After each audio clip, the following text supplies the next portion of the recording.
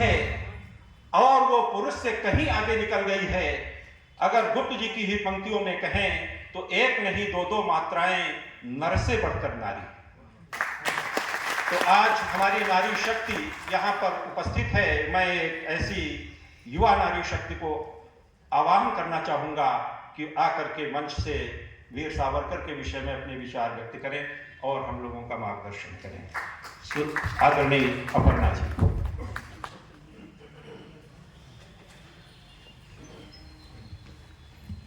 भारत माता की जय। भारत माता की जय। वंदे वंदे। परम आदरणीय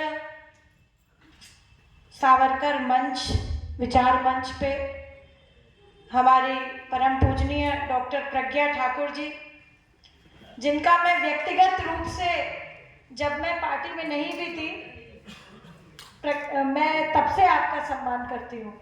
और मैं एक बात कहूँगी, आपको पता होगा दीदी ये बात, कि मैं भी उन्हीं गुरु की शिष्या हूँ जिनकी आप हैं, हमारे अवधेशानंद महाराज जी की। और आपके लिए बस मैं जितना बोल सकती हूँ उतना कम है, इसलिए श्लोक के माध्यम से आपकी प्रशंसा करूँगी। और ये बहुत पॉपुलर है, अगर आप लोगों को भी पता हो तो आप लोग भी मेरे साथ गुनगुना दीजिए।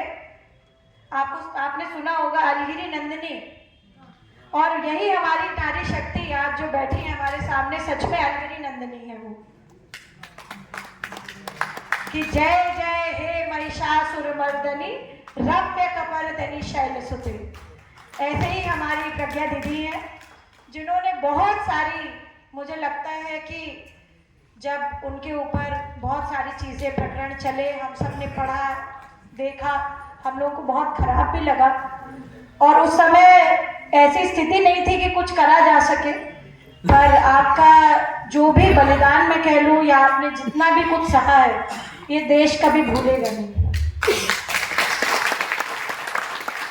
हमारे परम आदरणीय मेजर जनरल अजय कुमार जी, जो इस कार्यक्रम की अध्यक्षता कर रहे हैं, आदरणीय डॉक्टर अजय दत्त जी, कार्यक्रम के संयोजक, डॉक्टर के ठकुराल जी, परम आदरणीय डॉक्टर सूर्यकांत जी, जिन्होंने कोविड में सबसे ज़्यादा, अगर मुझे लगता है कोई डॉक्टर अगर फील्ड पे एक्टिव था तो वो डॉक्टर सूर्यकांत जी थे। और मुझे गर्व है इस बात से कि मेरे जीजा जी भी हैं।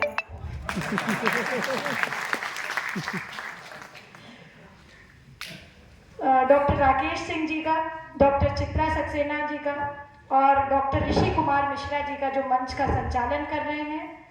और कुछ लोग नीचे बैठे हैं, उनका भी मैं स्वागत अभिनंदन करती हूँ, जिसमें परम आदरणीय रायकवाड़ जी हैं, जो डबल एडवोकेट जनरल हैं। उनका मैं बहुत बहुत हार्दिक स्वागत करती हूँ, अभिनंदन करती हूँ। और मैं आपसे कहना चाहती हूँ कि आज मैं यहाँ पर खड़ी हूँ और मैं हृदय से कहने आई हूँ कि हम लोग जिस भूमि पर रहते हैं वो कृष्ण और राम की भूमि है। इसलिए मेरे साथ एक बार पुनः नारा लगाइए, जय जय श्री राम, जय जय श्री राम। और आज क्योंकि हम यहाँ पर इसलिए सब इकट्ठा हुए हैं कि वीर सावरकर जी की पुण्यतिथि है, जिन्हें अभी डॉक्टर सूर्यकांत जी ने बोला कि कुछ लोगों की हैसियत नहीं है, उनके लिए चुल्लू भर पानी ही पर्याप्त है कि वो उसमें डूब कर मर जाए, परंतु जो है कुछ लोग उनको बदनाम करने की कोशिश कर रहे हैं। लेकिन सच्चाई यह है कि वीर सावरकर जी ने जेल की कोठरियों में अंग्रेजों की जिस प्रकार से यातनाओं में और हिंदुत्व की ज्योति जलाई रखी, ये बहुत अपने समय की बड़ी बात है। आज हम ये सब बोल रहे हैं, ताली पीट रहे हैं, पर सच में अभी अंडमान के जेल की बात अगर आप कहें, मैं जा चुकी हूँ वहाँ पर, आप स्वयं जब देख करके आएंगे तो उस जेल की कोठरी को देख करके कितना भय पैदा होगा आपके मन में। आप सोचिए जब उस पे ऐड ऑन हो जाए यातना भी, तो कितना भयावह रहा होगा। उसके बावजूद उन्होंने इतनी जबरदस्त पुस्तक लिखी, और जिसका नाम हिंदुत्व था, जिससे आज भी बहुत लोग प्रेरणा ले रहे हैं। हालांकि उस पुस्तक को जलाने का, उस पुस्तक को नष्ट करने का काम अंग्रेजों ने भी किया, और बाद में जो काले अंग्रेज है उन्होंने भी किया, मगर वो विचार खत्म नहीं हो पाया। उन्होंने कहा था कि हिंदू राष्ट्र की नींव मजबूत होनी चाहिए। आज हम उसी विचारधारा को हमारे आदरणीय प्रधानमंत्री श्री नरेंद्र मोदी जी और हमारे मुख्यमंत्री आदरणीय योगी आदित्यनाथ जी आगे बढ़ा रहे हैं। सावरकर जी की मर्सी पिटीशंस नहीं, बल्कि उनकी क्रांतिकारी सोच और हिंदुत्व की पुकार आज राष्ट्रवाद की ताकत बनी हुई है। हम सबको उनके बलिदान को याद रखना चाहिए। और मेरी एक जो है कॉन्स्टिट्यूशनल पोस्ट है, मगर मैं अपनी सरकार से ये दरख्वास्त करना चाहती हूँ कि उन्हें भारत रत्न देने की मांग जल्दी मंजूर करनी चाहिए। आज मुझे इस बात का भी गौरव है कि इंडियन मेडिकल एसोसिएशन की बात, जहां हमारे डॉक्टर भाई बहन दिन रात मेहनत करते हैं। जैसे मैंने बताया कि कोविड में डॉक्टर साहब, डॉक्टर सूर्यकांत जैसे लोग दिन रात अपनी जान जोखिम में डालते थे, लेकिन कुछ लोग आज आईएमए के नाम पर भी राजनीति कर रहे हैं, जैसे हमने जो है डॉक्टर साहब केजीएमयू के प्रकरण में देखा। और हमारी सरकार ने आयुष्मान भारत जैसी क्रांतिकारी योजनाओं से करोड़ों गरीबों को मुफ्त इलाज दिया है। मोदी जी की ये नीति डॉक्टरों और मरीजों दोनों के लिए वरदान है। योगी जी ने मेडिकल, जहां तक इंफ्रास्ट्रक्चर के डेवलपमेंट की बात है, वहां पर हमारे यहाँ एम्स, नए मेडिकल कॉलेज, महिलाओं बच्चों के लिए बेहतर स्वास्थ्य सेवाएं, और हमारी सरकार आयुर्वेद, योग और मॉडर्न मेडिसिन को साथ लेकर चल रही है और उसका विरोध भी नहीं कर रही है। और आईएमए को भी इस राष्ट्र हित वाली सोच को अपनाना चाहिए। मुझे यही लगता है कि जब हमारे यहाँ मोदी जी और योगी जी की नीतियां हैं, ये कोई साधारण पॉलिसी नहीं है, ये राष्ट्रभक्ति का एक बहुत अच्छा रास्ता है। जहां पर मैं ये बात कहती हूँ कि महिलाओं की सुरक्षा में यूपी मिशन शक्ति से अपराध कम हुए हैं, महिलाएं अब भी जो है सेफ महसूस कर रही हैं। और मैं इस पे एक बात जोड़ना चाहती हूँ, जो अभी मुझे जो है, जब मैं आई तो मुझे ये बात बोलने के लिए प्रशय भी किया गया और ये बात अच्छी भी है कि परम पूजनीय श्रद्धानंद जी ने कहा कि हिंदी भाषी क्षेत्र में कन्या शिक्षा के लिए उन्होंने पहली बार गुरुकुल की स्थापना करी। और उसी हिसाब से आप देख रहे होंगे, परसों मैं अयोध्या दौरा कर रही थी और कल मैं जो है कन्नौज गई थी। आप मानेंगे नहीं सब लोग, जो आवासीय कस्तूरबा गांधी जो हमारे स्कूल्स हैं, वो सच में परम पूजनीय श्रद्धानंद जी के ही सोच पे चल रहे हैं, जहाँ पे गरीब बच्चियों को स्कूल बैग, बुक्स, उनका खाना, उनका पीना, उनका रहना, हॉस्टलिंग और पूरा 8वीं तक का तो मैंडेटरी है कि यूपी में कहीं भी 8वीं कक्षा तक की बच्ची होगी और अगर वो उसके पेरेंट्स नहीं ओब्लाइज कर पा रहे हैं, नहीं उसको पढ़ा पा रहे हैं, तो 8वीं तक का जो है योगी जी ने ये डिक्लेयर कर रखा है कि हम उसकी शिक्षा कराएंगे, हम उसकी शिक्षा दीक्षा का पूरा ख्याल रखेंगे। तो मुझे लगता है कि हम सच में उसी मॉड्यूल पर काम कर रहे हैं जो वीर सावरकर जी और श्रद्धानंद जी दिखा करके गए थे। मैं एक बात और कहना चाहती हूँ कि विकास का जो एक्सप्रेसवे, मेट्रो, हमारा राम मंदिर, सीएए, एनआरसी, सब कुछ गरीब, महिला, किसान और युवा के लिए है। और राष्ट्रवाद का जो ये फरमान चला, या ये कह लीजिए स्लोगन चला कि बटेंगे तो कटेंगे, ये मोदी जी और योगी जी की आवाज है जो आज हर हिंदुस्तानी के दिल में गूंजती है।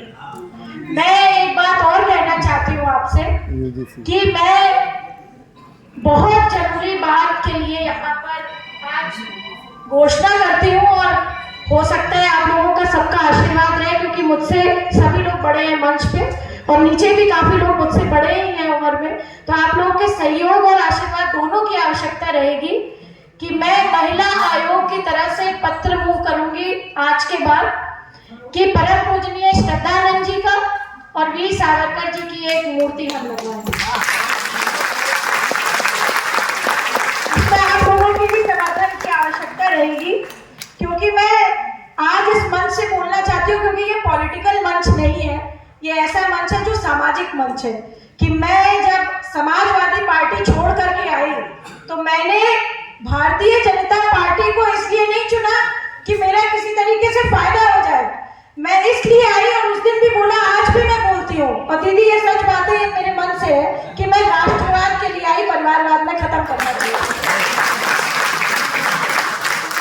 दूसरा विषय कि हमारे परमाननीय प्रधानमंत्री जी जो परशुराम की तरह, योद्धा की तरह भारत का मंचन कर रहे हैं। प्रधानमंत्री का नाम ना लीजिए, यूजीसी में उन्होंने बांट दिया। आप सवाल कर दीजिए, प्रधानमंत्री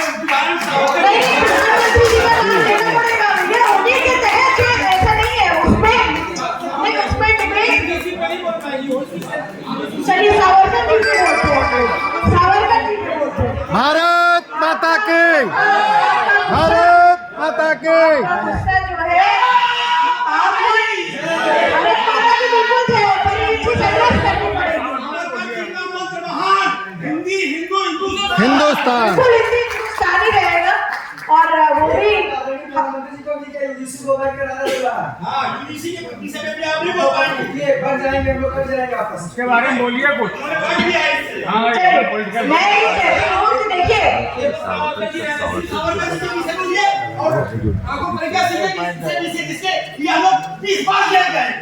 मालेगांव का जब कांड होता, हम लोग हिंदू महासभा है, हम लोग 20 बार जेल गए। भैया आपको पता नहीं है, मुझे लगता है प्रज्ञा दीदी इनको जो है पिताजी की भूमिका भी आपके केस में बतानी पड़ेगी। फिर मेरे पिताजी की, मेरे पिताजी उस समय आरटीआई कमिश्नर थे। प्रज्ञा दीदी के उस केस में प्रज्ञा दीदी खुद ही बता देंगी कि कितना मदद मेरे पिताजी ने स्वयं करी। अगर आप कह रहे हैं तो मैं भी उसी माइंडसेट से आती हूँ और उसी उससे आती हूँ। ऐसा नहीं है कि मैं तो आपसे विलग नहीं हूँ, मैं आपसे बिल्कुल विलग नहीं हूँ और आप ही की बात कर रही हूँ। सावरकर जी से बोलिए ना। सावरकर जी पे ही बोल रहे हैं, बिल्कुल सावरकर जी पे ही बोल रहे हैं, बिल्कुल नहीं, पॉलिटिक्स मंच नहीं है। जिसे आप मैं सावरकर तो बोल ही रही हूँ इस बात ये को। पॉलिटिकल मंच नहीं है।